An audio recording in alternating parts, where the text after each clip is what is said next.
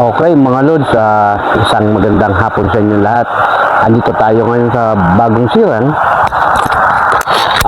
upang puntahan natin yung burol ni John Aldrin Kimula, no? Si John Aldrin mga Lods, yung na-feature natin mga nakarang araw.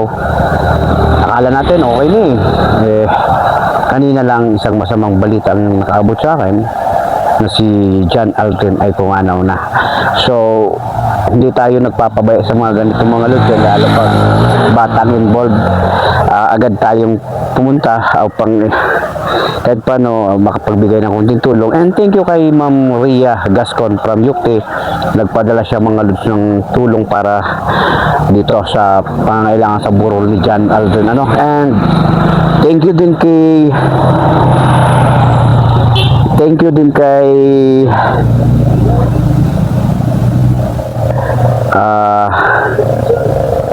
Lawrence Bonete Bertudan, no? Nagpadala rin siya ng tulong pinansyal para dito kay John Aldrin. So papasukin natin mga Lods para makita natin yung burol ni John Aldrin.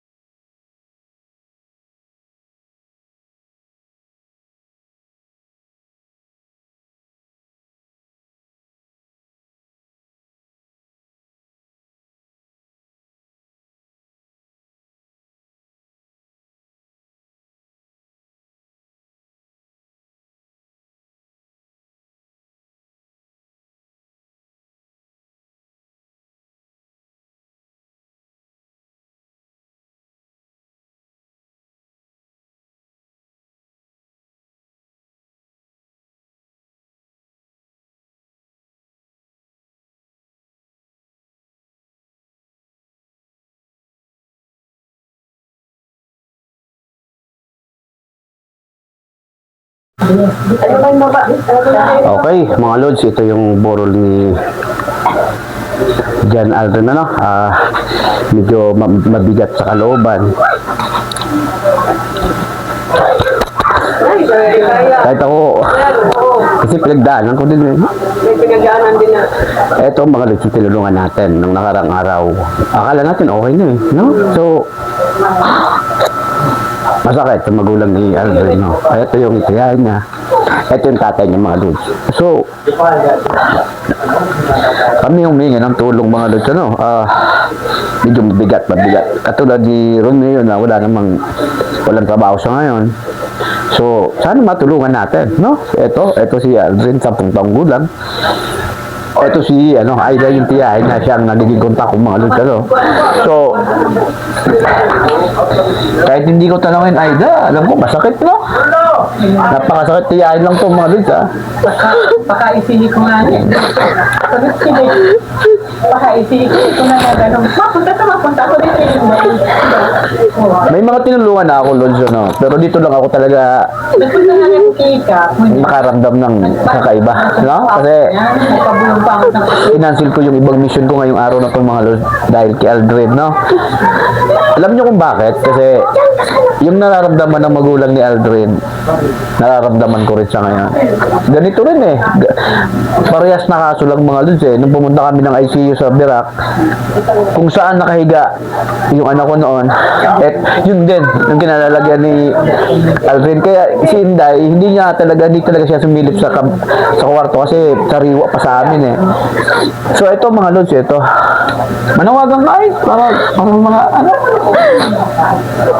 may mga mabubuti mong puso.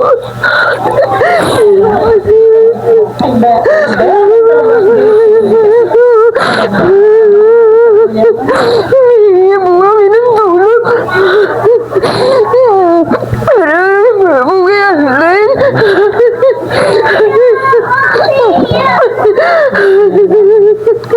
Sana mo matulungan niya po kami.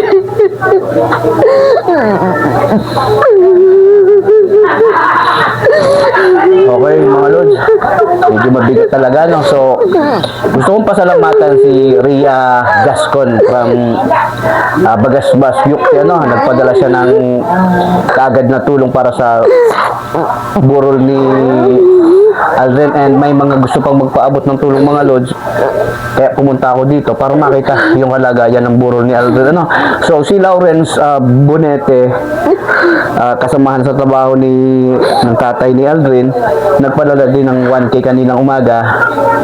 Yun dapat idadaan ko rito kasi para dalhin sa hospital, pero yung masamang balita, pumalaw na si Aldrin, no? So muli, garap ko ng buhay, yung mga sponsor ko, yung mga nasa US, yung nasa Canada, yung nasa Qatar.